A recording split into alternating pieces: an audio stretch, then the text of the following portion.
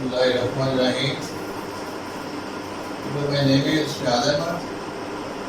मैं आपको chemistry class दहम चैप्टर नंबर 10 से स्टार्ट कर रहा हूँ। बच्चों से आपने लेसन सुनने हैं और राइटिंग मटेरियल कापी पेंसिल आपने पास रखनी है। कोई प्रॉब्लम हो तो उसको नोट कर लें आप। उसके बाद फिर आप मुझे बताएं, डिस्कस करेंगे दोबारा। बिस्मिल्लाहिर्रहमानिर्रहीम। हम आज ये 6 डेफिनेशंस शुरू करते हैं और विद एग्जांपल इनको एक्सप्लेन करने की मैं कोशिश करूँगा।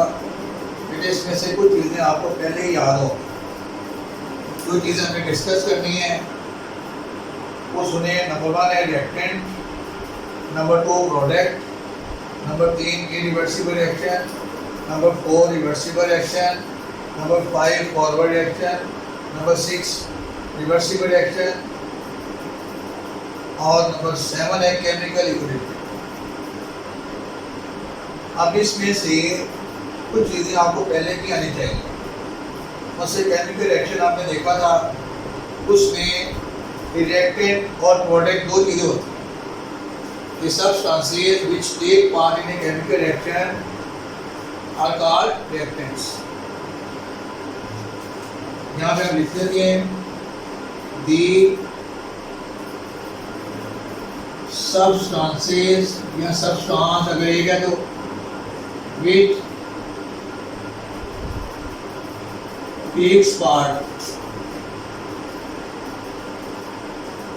in a केमिकल रिएक्शन,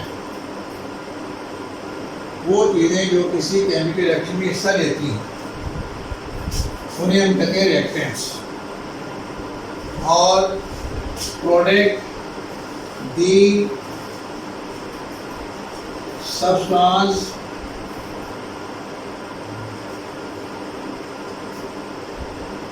और सब्सटेंसेस विच आर प्रोड्यूस जो बनती हैं ड्यूरिंग ए केमिकल रिएक्शन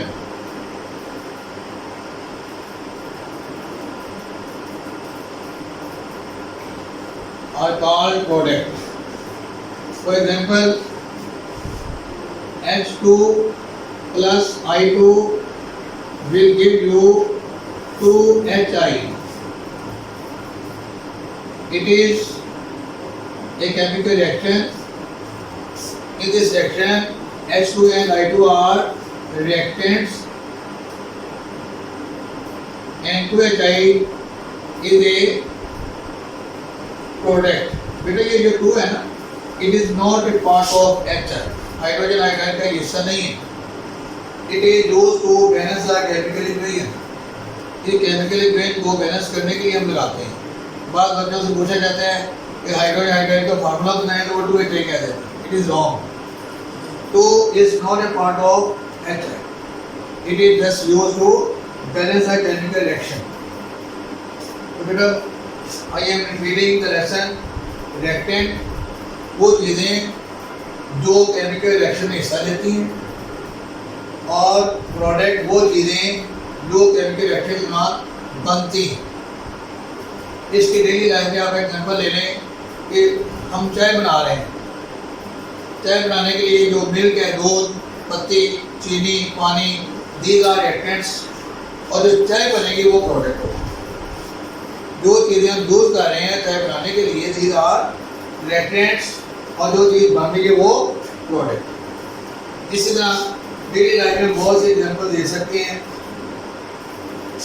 जिन बच्चों को रिएक्टेंट और प्रोडक्ट समझ आ गया है उनके लिए अगला लेसन समझना, अगला टॉपिक समझना आसान होगा। अगला लेसन है इरिवर्सिबल रिएक्शन और रिवर्सिबल रिएक्शन। फिर आपने इंग्लिश के जो वर्ड्स हैं ना उन पर गौर करना है। जिन बच्चों को इंग्लिश के वर्ड्स आते हैं उनके लिए केमिस्ट्री, फिजिक्स, बायोलॉजी, कंप्यूटर समझना बहुत आसान है। रिवर्सिबल और irreversible, these are two opposite words. These are two opposite, ये दोनों एक दूसरे को उलट है। जिस तरह आप उर्दू में लफ्ज़ मुतजाद पड़े हैं, ऑपोजिट, इस तरह ये दोनों एक दूसरे के ऑपोजिट। इरिवर्सिबल, इसको हम उर्दू में कहते हैं एक तरफा, और रिवर्सिबल को हम कहते हैं दो तरफा, दो सिमती। इरिवर्सिबल में क्या होता है? इरिवर्सिबल में रिएक्टेंट चेंज इनटू प्रोडक्ट, जो रिएक्टेंट है वो प्रोडक्ट में चेंज हो जाते हैं, और इस रिएक्शन को हम सिंगल एरो से शो करते हैं। It is represented by single arrow. और रिवर्सिबल में क्या होते हैं? Reactant change into product and product recombine into reactant, product जब दोबारा रिएक्टर में चेंज हो जाती है। It is denoted by double arrow. Irreversible के बारे में हम ये देखते हैं कि ये रिएक्शन कंप्लीट हो जाता है, रुक जाता है ये एक स्टेज पे आके। और रिवर्सिबल रिएक्शन में ये it never completes, it moves on both ways. Reactant product में चेंज हो रही है, प्रोडक्ट रिएक्टेंट में चेंज हो रही है। इसको हम डबल एरो से शो करते हैं। इसके कैरेक्टरिस्टिक है कुछ, वो हम आगे जाके डिस्कस करेंगे। यहाँ पे आपने बेटा सिर्फ इनकी डेफिनेशन का जो कॉन्सेप्ट है वो देखना। अभी तक मैंने आपको रिएक्टेंट, प्रोडक्ट, इरिवर्सिबल और रिवर्सिबल रिएक्शन के मतलब बताया कुछ। अब हम देखते हैं फॉरवर्ड। जिस बच्चे को फॉरवर्ड का मीनिंग आता है ना, उसको ये रिएक्शन समझ आता हो। फॉरवर्ड आगे आना, रिवर्स पीछे जाना। तो बेटा फॉरवर्ड क्या है? फॉरवर्ड चेंज ऑफ रिएक्टेंट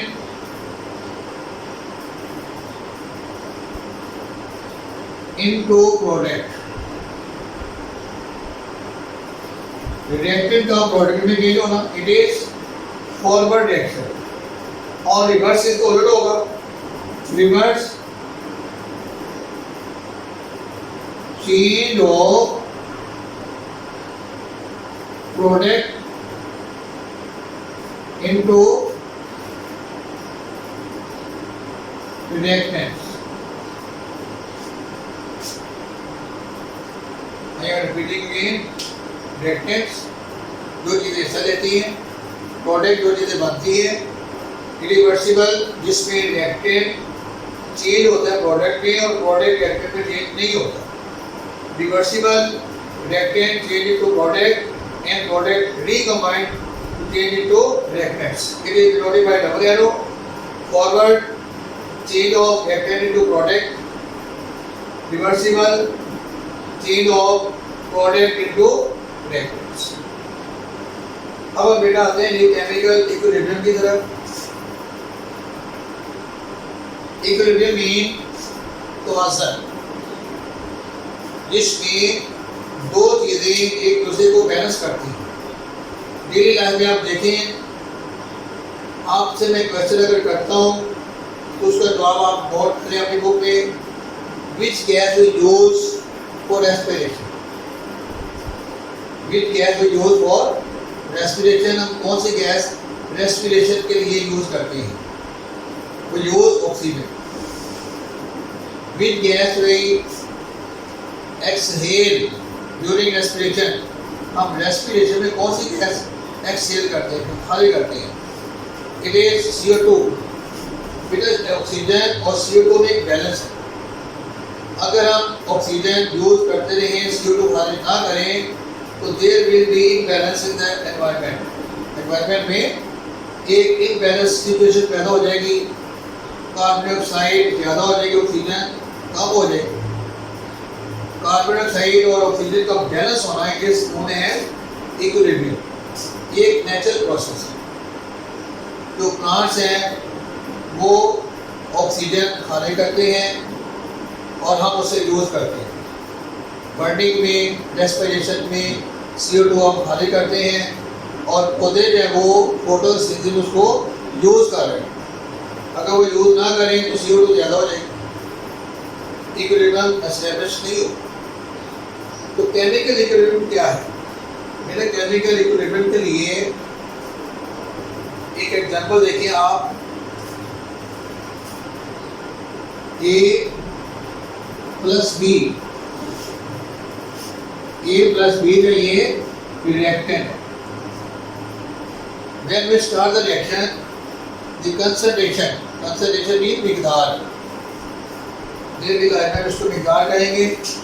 वैसे ये केमिस्ट्री का एक टर्म है, इसकी खास डेफिनेशन है। यहाँ पे आपने सिर्फ इसको देखना है कि मिकदार A और B की मिकदार सफिशिएंट है, बहुत ज़्यादा है। अभी रिएक्शन शुरू नहीं हुआ। When the reaction will start, the concentration of A and B start decreasing। A और B की मिकदार कम होने लगेगी और जो प्रोडक्ट है C प्लस D, इसकी मिकदार इंक्रीज होने लगेगी। A और B का C और D में चेंज होना, it is forward action.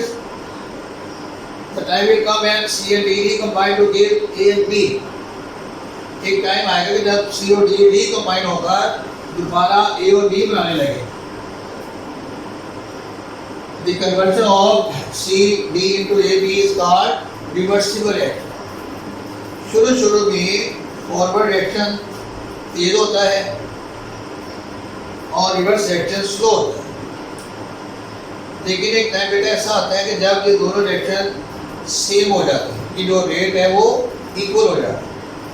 When the rate of forward reaction becomes equal to the rate of reverse reaction, this state is called chemical equilibrium। Once again, chemical equilibrium is a time when the rate of forward reaction becomes equal to the rate of reverse reaction। जब forward reaction का rate A और B का change होने का जो अमल है वो C और D के वापस A और B में चेंज होने का अमल के बराबर हो जाए, then it is called chemical equilibrium।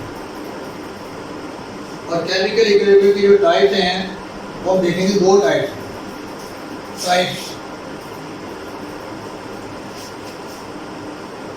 Number 1 है स्टैटिक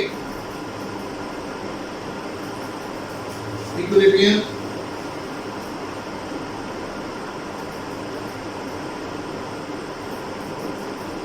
और नंबर 2 है डायनामिक इक्विलिब्रियम।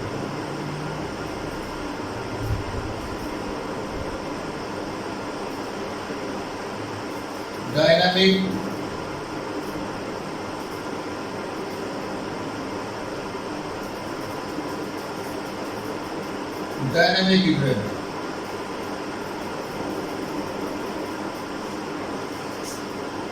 नेक्स्ट हम डिस्कस करेंगे what is static and what is dynamic equilibrium. अस्सलाम वालेकुम डियर स्टूडेंट्स, आज हम लेसन को कंटिन्यू करते हुए इक्विलिब्रियम और उसकी टाइप से शुरू करते हैं। लास्ट लेक्चर में आपने reactant, product, reversible, irreversible equilibrium को डिस्कस किया था और मुझे उम्मीद है कि आपने वो याद किया होगा। इसी को हम कंटिन्यू करते हैं कि what is the types of equilibrium. There are two types of equilibrium. Number 1 static equilibrium और number 2 dynamic equilibrium. Static equilibrium में जो रिएक्शन है इट विल सीज, ये रुक जाता है, और इसके जो एग्जांपल है वो फिज़िकल फिनोमेना में है, केमिकल में नहीं मिलती। फॉर एग्जांपल एक बिल्डिंग है, बिल्डिंग मटेरियल पहले अलग है और हमने उसको यूज़ करते हुए बिल्डिंग बनाना शुरू की। बिल्डिंग मटेरियल की मकदार कम होती गई, बिल्डिंग बनना शुरू हो गई। A time will come then the building will establish stable, building मुकम्मल हो गई है, जो उसका मटेरियल है वो ख़त्म हो गया है, अब वो बिल्डिंग वापस मटेरियल में चेंज नहीं हो रही। It is static equilibrium. बहुत सी फोर्सेस बिल्डिंग में अमल कर रही हैं, राइट लेफ़्ट अप डाउन, लेकिन वो दोबारा मटेरियल में चेंज नहीं हो रही। It is known as static equilibrium. The building is an example of static equilibrium. It is the physical phenomena, not chemical. Then next है डायनामिक इक्विलिब्रियम। बेटा dynamic equilibrium और static equilibrium these are quite different from each other. Dynamic में number one, reaction कभी रुकता नहीं है। जब एक दफ़ा स्टार्ट हो जाता है तो रिएक्टेंट प्रोडक्ट में चेंज हो रहे हैं, प्रोडक्ट रिएक्टेंट में चेंज हो रहे हैं, तो डायनामिक इक्विलिब्रियम है क्या फिर? When the rate of forward reaction becomes equal to the rate of reverse reaction. जब रेट ऑफ फॉरवर्ड और रेट ऑफ रिवर्स रिएक्शन बराबर हो जाते हैं तो जो इक्विलिब्रियम स्टेब्लिश होती है, that is called dynamic equilibrium. इसके एग्जांपल मैं आपको दे रहा हूँ। हाइड्रोजन आयोडीन, हाइड्रोजन आयोडाइड बन रहे हैं। इसको मैंने डबल एरो से शो किया है। ये बुक में आपकी डायग्राम बनी हुई है फ्लास्क की। हाइड्रोजन कलरलेस है, आयोडीन पर्पल कलर है, और हाइड्रोजन आयोडाइड ये भी कलरलेस है।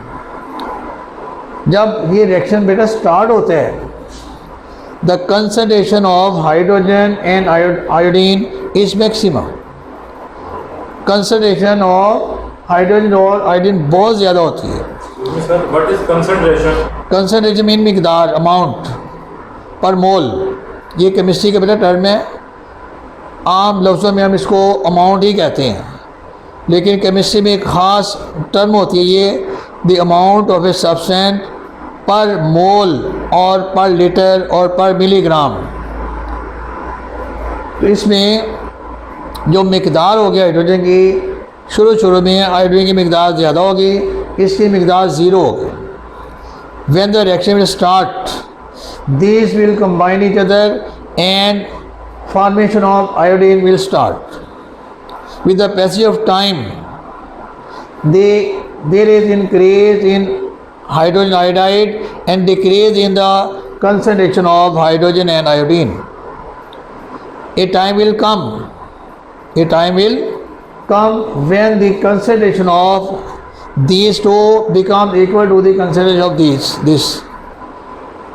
This time is known as equilibrium, that is dynamic equilibrium. बेटा इक्विलिब्रियम का जो लफ्ज़ है ना, आपने केमिस्ट्री में 9th में भी सीखा था, इवेपोरेशन में।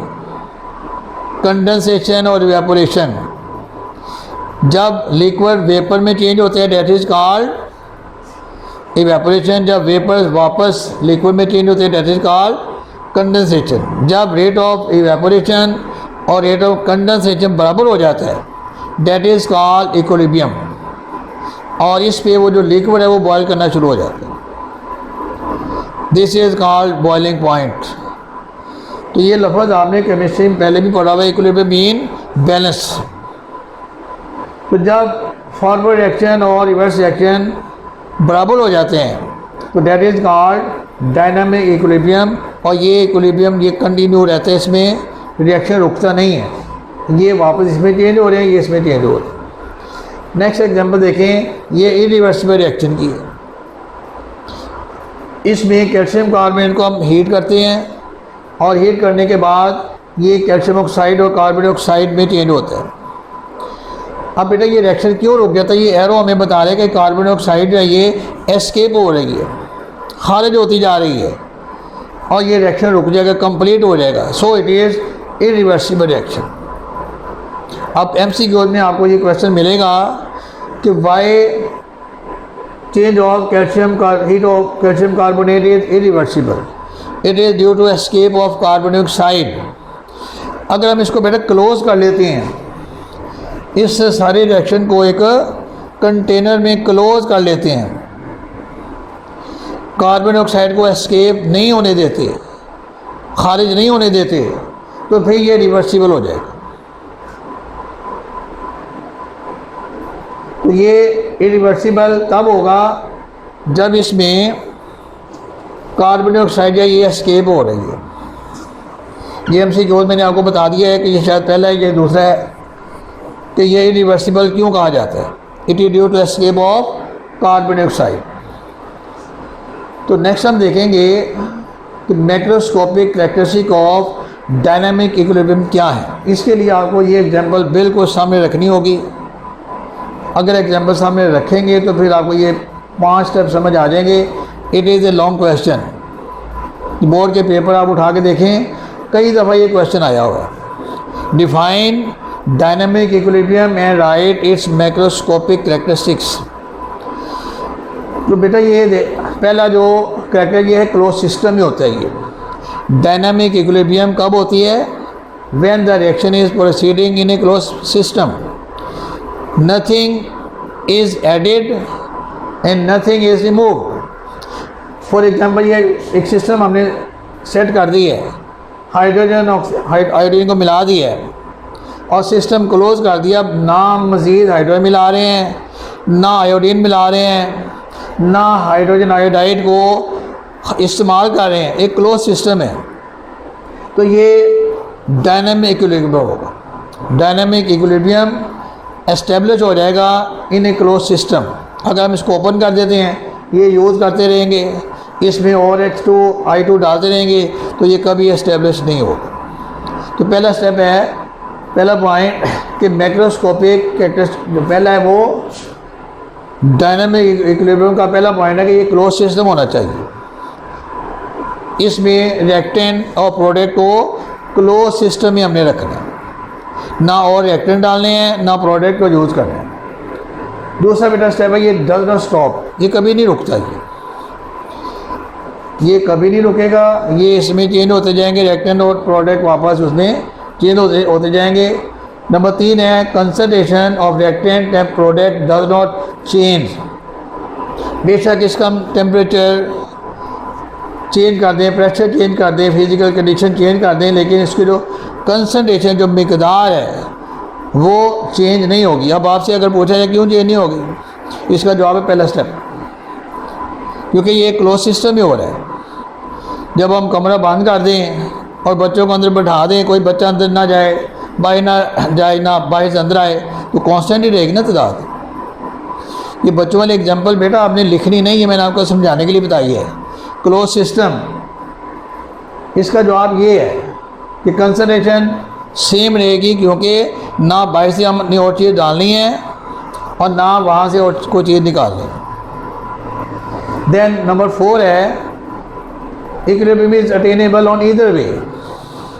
ईदर वे मीन्स कि चाहे अगर आज ये एस्टेब्लिश हो गया है, आप हाइड्रोजन आयोडाइड यानी प्रोडक्ट और इसमें एंटर कर दें तो रिवर्स रिएक्शन तेज़ हो जाएगा। कुछ देर के बाद दोबारा इक्विलिब्रियम आ जाएगी। अगर आप हाइड्रोजन आयोडाइड डाल देते हैं तो फॉरवर्ड एक्शन तेज़ हो जाएगा और कुछ देर के बाद फिर इक्विलिब्रियम अचीव हो जाएगा। तो इसका मतलब है इक्विलिब्रियम को आप किसी भी तरफ से हासिल कर सकते हैं। ऑन ईदर वे मीन चाहे ये प्रोडक्ट की तरफ से हो या रिएक्टेंट की तरफ से हो। अब जो 5वां पॉइंट है वो भी इसी का उसका जवाब इसमें आ गया है चौथे में। Equilibrium can be disturb and again achieved. Equilibrium को डिस्टर्ब कर दें और दोबारा चेंज हासिल कर लें। आप कैसे डिस्टर्ब करेंगे? इसमें हाइड्रोजन और आयोडीन और डाल दें। ये बेटा उस वक्त है जब ये एस्टेब्लिश हो चुका है, जब ये इक्विलिब्रियम की हालत में आ चुके हैं, हम आयोडीन और हाइड्रोजन और डाल देते हैं तो what will happen, forward reaction दोबारा शुरू हो जाएगा। और अगर हम हाइड्रोजन हमारे पास वो डाल दें तो रिवर्स रिएक्शन शुरू हो जाएगा और कुछ देर के बाद फिर अगेन इक्विलिब्रियम हासिल हो जाएगा। तो इक्विलिब्रियम मीन बैलेंस हो जाना। Concentration of reactant and product balance हो जाती है। डिस्टर्ब का मतलब है हम इसको ख़राब कर दिया हमने। ख़राब कैसे करेंगे? या रिएक्टेंट डाल दें या प्रोडक्ट डाल दें तो इक्विलिब्रियम डिस्टर्ब हो जाएगी और दोबारा फिर कुछ देर के बाद दोबारा हासिल हो जाएगी। तो बेटा कल आपने ये लेसन जो है कोशिश करनी है कि याद हो जाए। इक्विलिब्रियम का जो लफ्ज़ है ना, ये हम डेली लाइफ में भी काफ़ी यूज़ करते हैं। बैलेंस हो जाना, बराबर हो जाना। तो जब रेट ऑफ फॉरवर्ड एक्शन और रिवर्स एक्शन बराबर हो जाएंगे, उस टाइम को, उस स्टेज को इक्विलिब्रियम कहेंगे।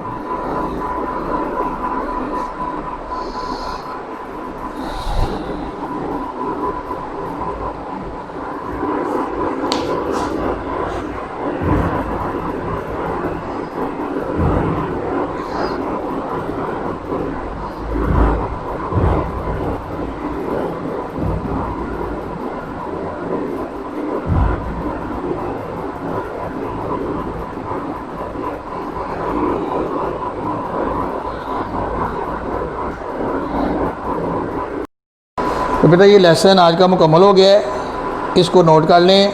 जो कल का लेसन हमारा होगा उसमें दो टर्म, दो लफ्ज़ आपको आने चाहिए, डायरेक्टली प्रोपोर्शनल और इनवर्सली प्रोपोर्शनल। और इसके अलावा एक ये ब्रैकेट हम यूज़ करेंगे कल के लेसन में, इसको हम कहते हैं स्क्वायर ब्रैकेट। 4 किस्म की ब्रैकेट्स हैं ना, मैथ में आपने सीखा होगा। ये लाइन, कर्व, इसको मिडल या दरमियानी ब्रैकेट कहते हैं, और ये स्क्वायर ब्रैकेट। तो कल के लेसन में हमने स्क्वायर ब्रैकेट, डायरेक्टली प्रोपोर्शनल और इनवर्सली प्रोपोर्शनल के लफ्ज़ इस्तेमाल करने हैं।